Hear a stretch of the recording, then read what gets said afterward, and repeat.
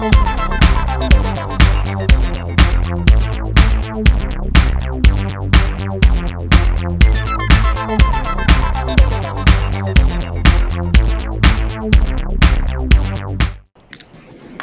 here we go, IGN's second Google Hangout on Google+. And with me is Greg Miller, executive editor, all things PlayStation at IGN. Say hi, Greggy. Hi, Slowfez. I'm joined by Eric from Twitter readers from the IGN community. Guys, introduce yourself. Say hi to Greggy. Anyone. Yo.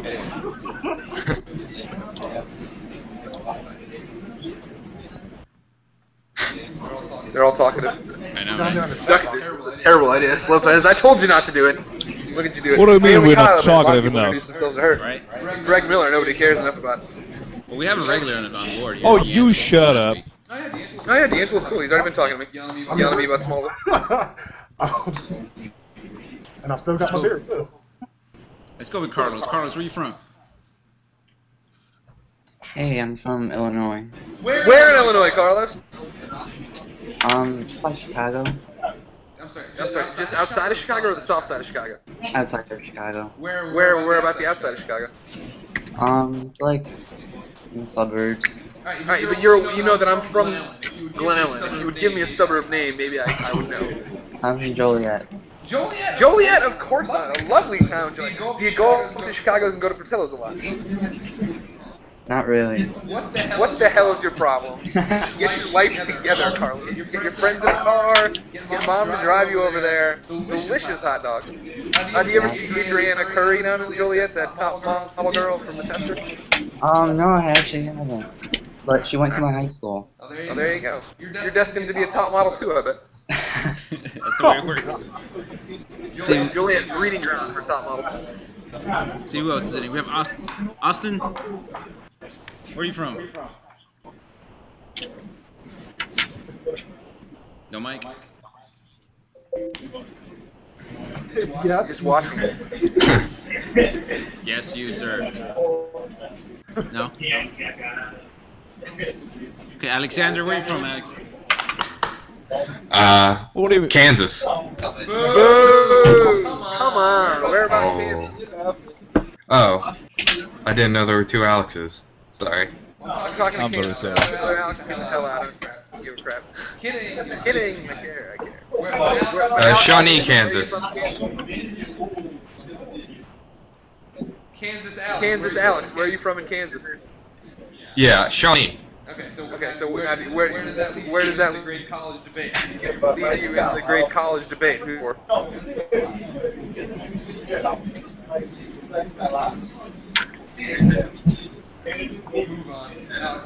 Move on. Alex lost his chance. Kansas Alex burned a bridge. Oh, sorry. Second Alex. Yeah, you're cutting out. Second Alex is from Germany. Yeah, you are. Germany, Yeah. huh? Yeah, I sent you a postcard. How dare you say I don't care about You're you? that guy! Oh my gosh, Oh my gosh, how you doing, Alex? I'm doing well. Did you get my tweet? I tweeted at you. I tweeted a thank you to you. Oh yeah, I'm still shaking.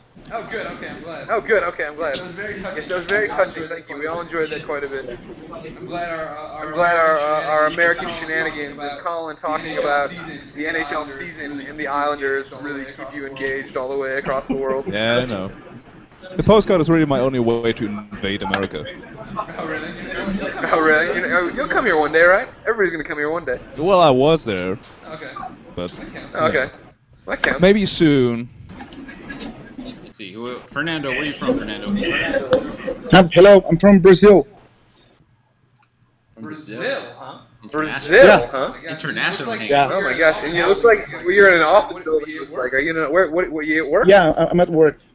Why aren't you working? What do they think? Why aren't you working? Or what do they think you're just talking to some idiot across the world? No. I work in a pretty flexible company actually, so they don't bother if I'm on a hangout right now. Okay. Actually, and it's like 7:30 p.m. here, right? So it's okay. Yeah. Still gonna tell you to get away with anything right now. I got it. Good. Yeah. Right, And actually, I work at Google, so I think they I'm promoting the feature. So you're showing like how right they were to make Google Hangout. And all that. Yeah. This is working for you. I'm jealous. Oh yeah, it's pretty cool. I mean, yeah, the office is really comfortable, and I work with really smart people. I mean, except for me, basically everybody's crazy smart. You're just coasting by. You're just coasting. Yeah, and it's really cool. Well, good. Thanks for coming on. Well, now that we know each other a little better, I'm Walter. I'm the community manager around here. Let's open it up. You guys have any questions for Greggy? Feel free. Throw him out there. Ask him about anything you want. Any reviews, any upcoming stuff. He's ready to answer anything. You go to the other end of the Got table. one for you, Greg. Walter's right there. So he it comes out double talk on everything. Hell away. Go over there. Why don't you go to the cake room? Go to Aperture Science. Okay, Greg. As I'm sure you know, the guys over at the PlayStation blog, they have a podcast up and running now. Of course. Requested guests on there has been you. Yeah. So exactly when can we look forward to this? Greg Miller on the PlayStation Blogcast. Go. I don't know. I keep asking Jeff Rubenstein that same question. He says, "Oh, you're the first guy we want to have on." They're 3 shows in now. This will be their 4th week now. Yeah. No Greg Miller. You don't like that one bit, huh? Not at all. All right, hold on. We'll call Jeff Rubenstein right now, and you can talk to him and tell him. Yeah, I'll send him a bunch of angry tweets or whatever the hell they're called. You can ignore tweets. You can't ignore phone calls from me. Hold on. Call him Exactly. right now. Put on speaker. Just yell beyond on his voicemail until they finally put you on the show. I'm turning up the volume on my Wait a crappy second. computer. You're seriously calling him right now? Yeah. Can you hear this? Yes.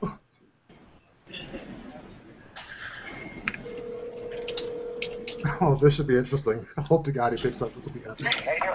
I'm good, Jeff. How are you? I'm doing well, thanks.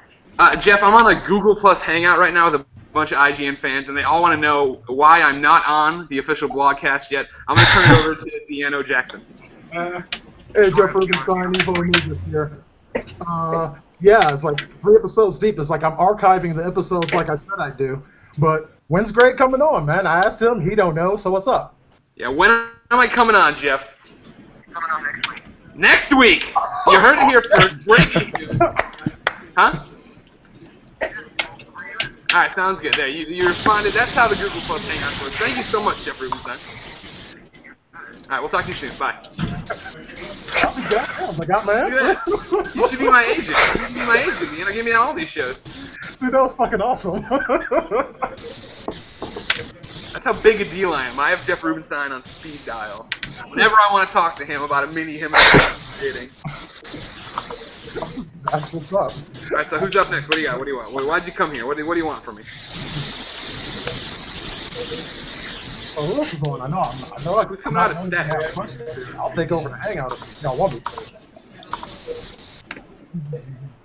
Carlos, what do you want? What did you come here for, Carlos? Alright, so my friend wanted to know this. He wants to know how the review process works. Like, do you guys make a deal with the company, or how early do you guys get the games to review? Yeah, it all depends on the game and the company. It's a case-by-case basis. There's no set in stone. You're going to get it 2 weeks out, you're going to get it a month out. It all comes down to you. You usually see stories on IGN about things like Gears of War has gone gold, Uncharted has gone gold. That means that they're done working on the game and they've submitted it to be pressed into real discs. And once you see one of those announcements, usually that means that we're to the point where we are going to get discs really soon. Because once we have a final product, we can sit down and play it and make our choice. So it ranges. Like Batman Arkham City, I had 2.5 weeks early. Uncharted, I had something like a month early for Uncharted 3. And then there's other games where, like Metal Gear Solid Collection, I got the weekend before, and I only got it on PS3, so I had to buy 360 when it came out.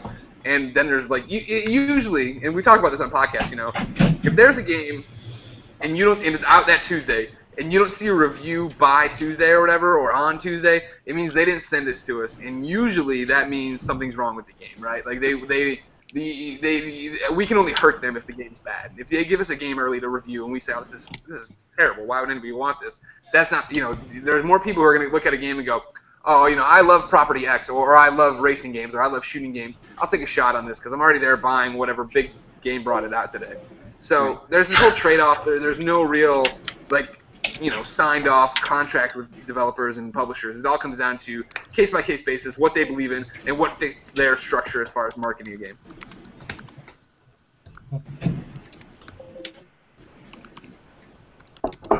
All right. Answer. Let's see. What about Alexander? What do you from Germany? What do you want to say? Oh, I'm afraid if I ask you anything, it is considered interrogation. But Well, I knew what I was getting into when I came here. okay. What are you laughing about? No, but Greg, imagine, if you will, a world in which PlayStation 4 already exists. Okay. Would you rather have a new PlayStation 4 only title, or would you like to see a new sequel to one of your favorite games?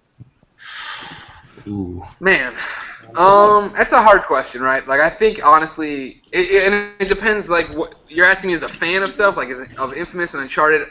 Obviously, I always want to know more about those games. I love them. I want to play more. I'd love to see it in whatever 4D or whatever the PlayStation 4's big pitch is. But the problem you come down to is, like, obviously I want to see the industry grow, and I do want to, like, I mean, look at Last of Us, right? Like, that's a new IP from Naughty Dog. It's something that looks really interesting. It's a Colin game, as he continues to say, but it's a Greg game. It's an everybody game, and I'm interested in that, and I want to get behind that. But in the same breath, you worry, when a PlayStation 4 comes out, I don't want, the system to suck. I don't want it to fail. I don't want it to get lambasted like PS3 did. And so at that point, what do you weigh between new IPs that aren't going to sell the system? You know what I mean? When you think of a PlayStation 4 nowadays, after everything that's happened with PS3, you have to think about launching with an Uncharted 4 or a God of War 4 or something that's going to make people go, oh my god, I have to have that system on day one. Because, I mean, you look back, right, like Resistance and Motorstorm, that didn't make people go, holy crap, I have to have a PS3. So there's two sides to it. Either way, I'd be happy. I mean, like, I'm always going to want more Infamous games. I'm always going to want, like, really good superhero games.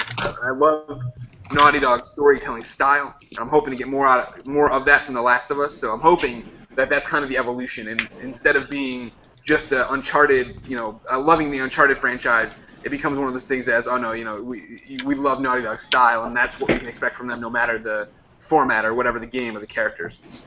And I definitely don't want another Jack game. I definitely don't want another Ratchet game, so let's keep going with stuff like that.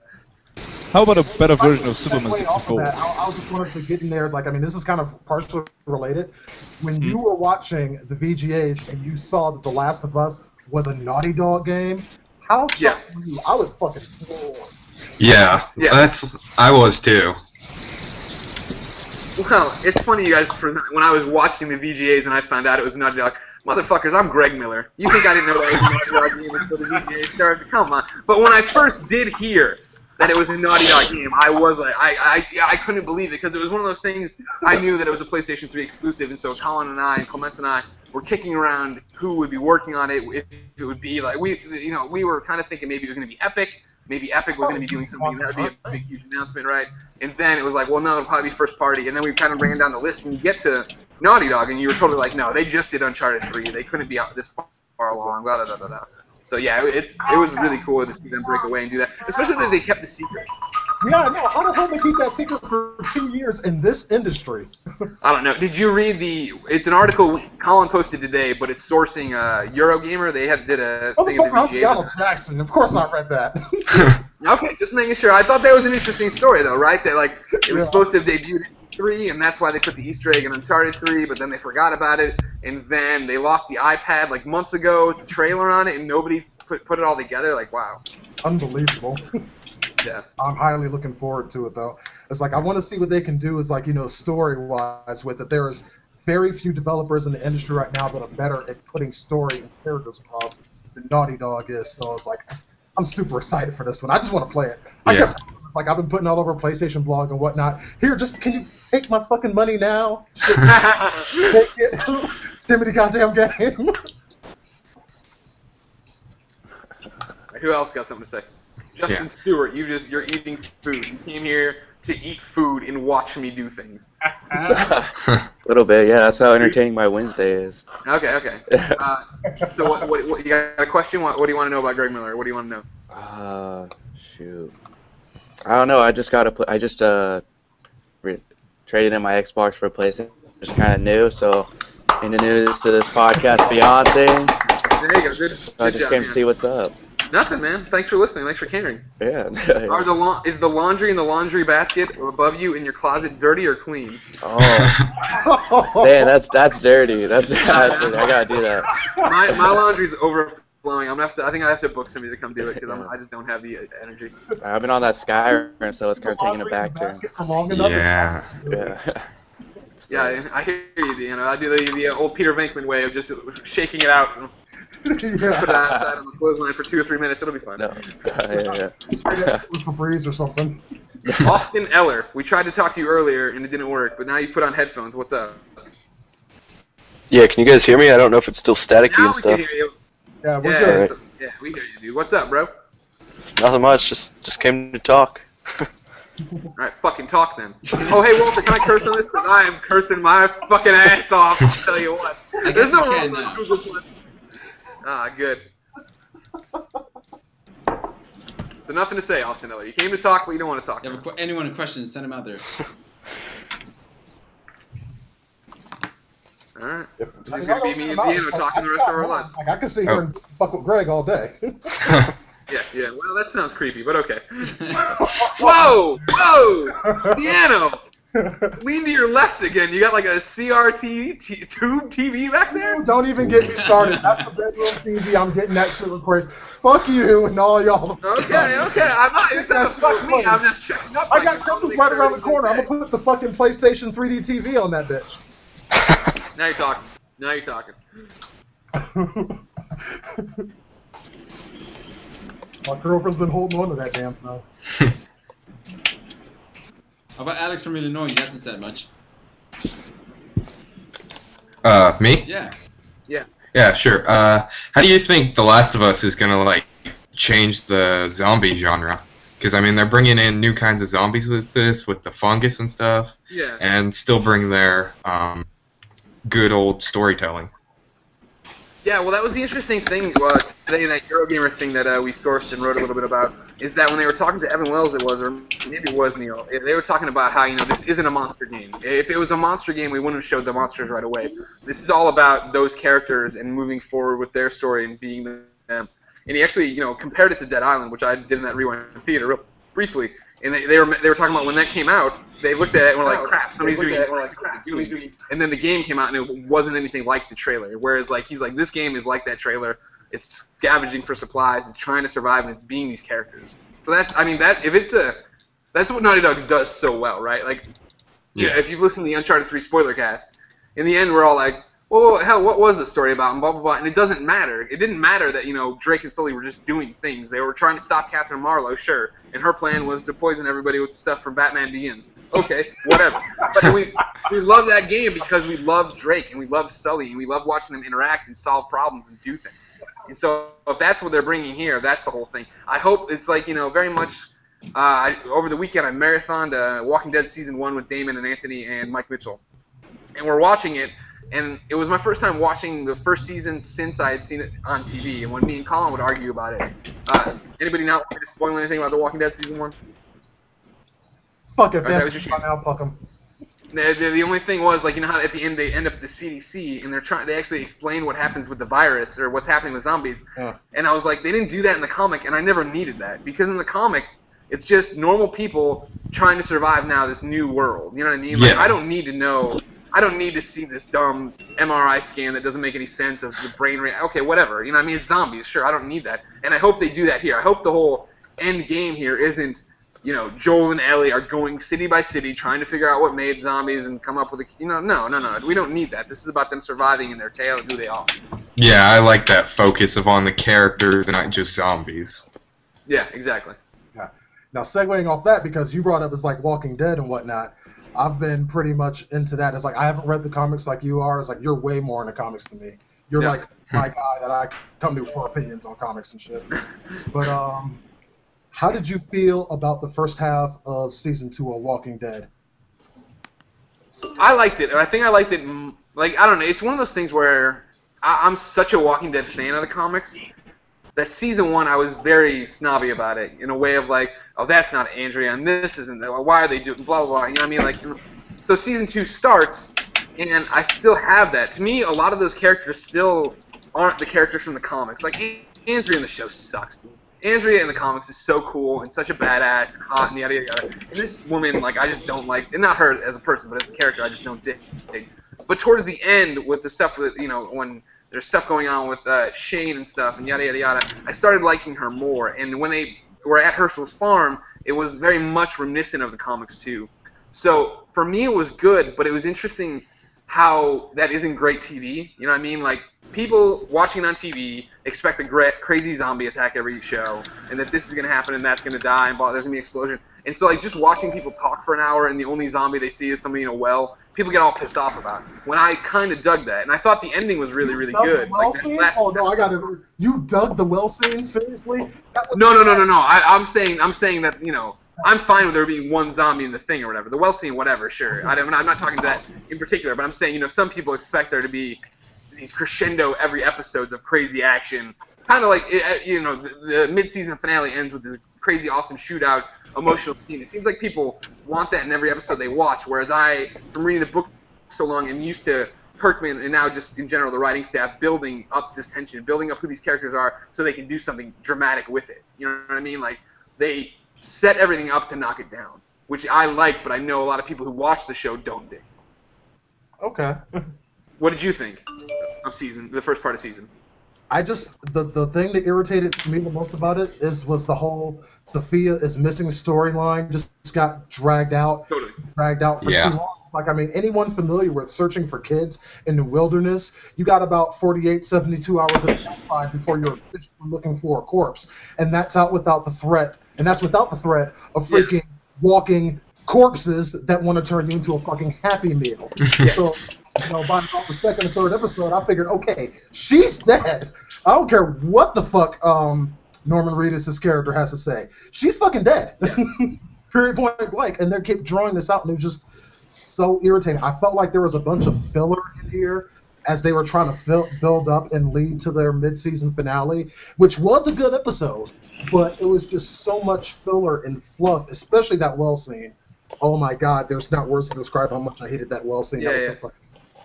But, no, I'm totally with you. Like, it's one of those things where that's the downside of trying to bring that comic over, because that comic is so much... You read the comic, dude, and there's just word bubbles like this big, just paragraphs of text there, and you're trying to figure out why they're wasting time, and it's like, oh, they're trying to build up, you know, that this is normal life before this happens, yada yada.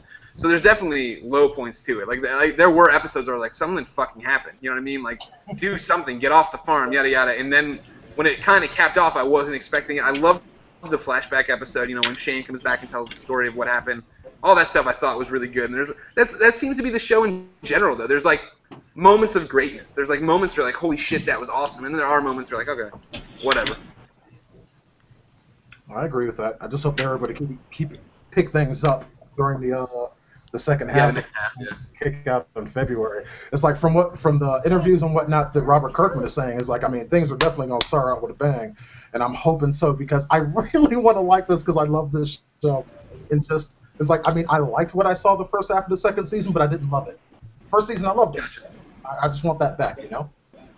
All right, we're running short on time. We have about 3 minutes left. So, Greggy, you saw all the stuff left by the table?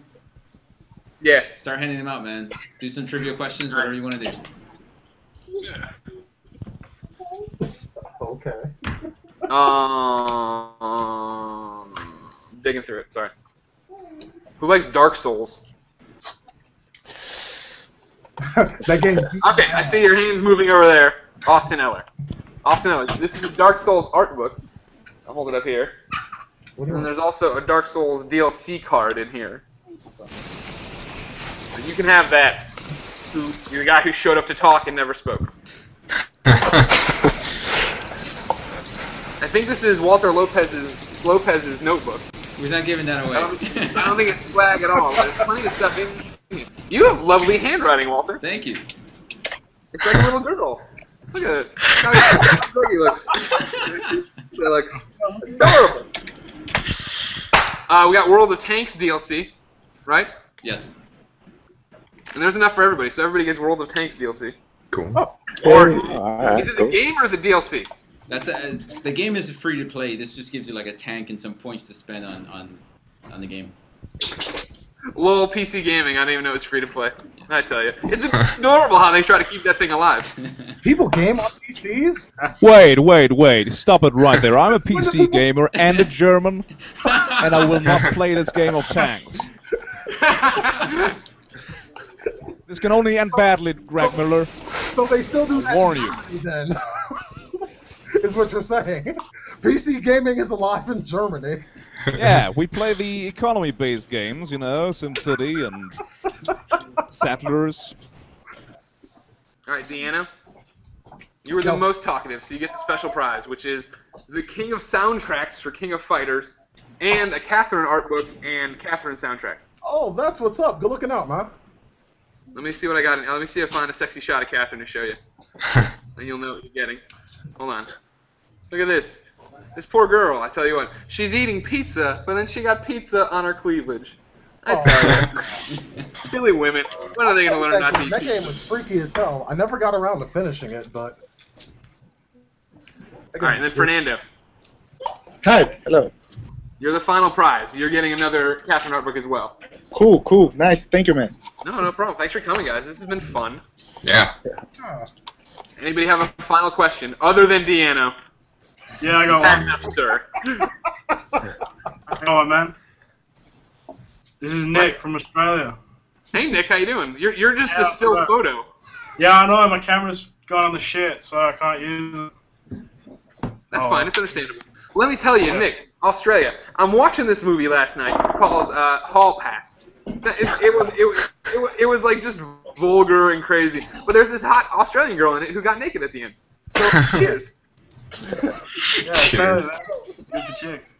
How you finding Skyrim? I know, you're not a big fantasy guy. And you were against space games and Mass Effect like that for you. Has Skyrim done the same? Kind of. Skyrim, I was playing, and I played probably 30 some hours before I went to Thanksgiving, and I was without it for a week. And when I came back, I was like, I'm gonna jump right back into it because I usually play. If you everybody know Colin's podcast with Mark Ryan, Washington's Beard is their political podcast. Yeah. It's interesting, and I'm not even a big political guy. But usually what I do is I sit in my living room while they record it, and I play a game on mute, and then just listen to their podcast while they make it, which I think is neat. But I sat down that Saturday to do it, and I jumped back in, and I just didn't have it. I just didn't have it in me. And it dawned on me when I was trying to figure out what had changed really. Nothing had changed really, but I always make a big deal about how I'm some kind of story horror and yada yada yada, and I need a great tale and great characters. And Skyrim just doesn't have that for me because I feel like I go and talk to all these different bards in different towns, and they all sound exactly the same, and they've all got made-up names, so I'm not remembering anybody or what I'm doing anymore. And it dawned on me that I was just doing the quests. I was just running down my quest log and doing them, dropping, fast travel, getting the points, getting back, blah, blah, blah. And it's like, that's fine, and I dig that kind of game, but I realized I'd rather do that in DC Universe Online and start a new character and be in a superhero world. So I went and did that, and I made my Yellow Lantern, and I played that for a few nights before something else caught my fancy and moved me on. But I played, a fair amount of Skyrim. I totally get why people love it. It wasn't the fantasy element that turned me off to it. The dragons, the crafting, looting, all that stuff I love. The vampires, all great stuff. And I will probably one day pick it up again. But even when I was starting to feel the itch to go back, I started thinking about going back to New Vegas. Just because, if I'm in that kind of mood, I'd rather be in a different setting with different characters that are easier for me to associate with. Or, I'm writing right now, by the end of the day, there'll be a feature up about IGN pitches Uncharted 4. And it's all of us writing in a real small paragraph, what we want to see Uncharted 4 be about or what we want to see them change. And I'm writing mine about how, I'm totally ethnocentric. And I know that sucks, and it sounds like a dirty word to say, but I would love to see it set in America, set in the States, something with the, similar to National Treasure, but not that. And I talk about D.B. Cooper and Amelia Earhart and mysteries that I have some connection to already. You know what I mean? Because that's what I really key in on those kind of things, and that's why a Fallout game has the mechanics of Skyrim, but is I loved Fallout 3 because it was set out in Maryland, which is where I spent a summer, so I knew all these towns. I lived in Germantown. So when I had to go to the Germantown PD station, I was like, oh, this is fucking awesome. And then you go to Rockville and you do all this stuff. And just little stuff like that speaks to me. So for me, it was just, it wasn't that the fantasy element that turned me off to it just so much as I didn't get enveloped in the world as much. I would just sit there and play for 8 hours and enjoy myself. But it was just all I was doing is leveling up. And if I'm doing that, I'd rather be doing it to eventually work for Lex Luthor. Cool. All right, guys. We are. All right, guys. Thank you so much for coming in. We're recording a new Knocking Boots tonight, so if you enjoy Knocking Boots, congratulations. Right on. Hey, Greg, can I say one more thing to you before we all get out of here? No! Yeah, what's up? I was just gonna say, it's like, I mean, I know you get a lot of motherfucking flack. It's like I read the comments over at IGN, which is usually a big mistake, and a lot of other places on the internet, and you get a whole lot of motherfucking flack for the way you act and the way that you show your enthusiasm for the gaming industry. I just wanted to let you know, from a fan, fuck all them. You are one of the only people in this industry I will get a game just on your word, because you say it's good, because I like the fact that you get excited about games, because if you get excited about something, you and I have similar game interests. If you get excited, I'm going to be excited, and I like that, and keep on doing what you do. Fuck what everyone else has to say. Yeah. Yeah, thank you all. I mean, like, it's one of those things Yeah, I completely agree. Thank you all. Thank you all for so much. And it's one of those things, don't ever think that we read the comments or I see a Reddit thread or whatever and think that's the majority. I know for a fact the silent, and because I get to look behind IGN articles, right, and see how many people are legitimately reading that article. And, I put up an article that gets 50,000 views in a day, and then I see that there are 100 comments, and maybe of those, 50 of them are "fuck Greg Miller, this guy's stupid." I totally get that there's a small minority that is very vocal on the internet about what they do and don't like. You know what I mean?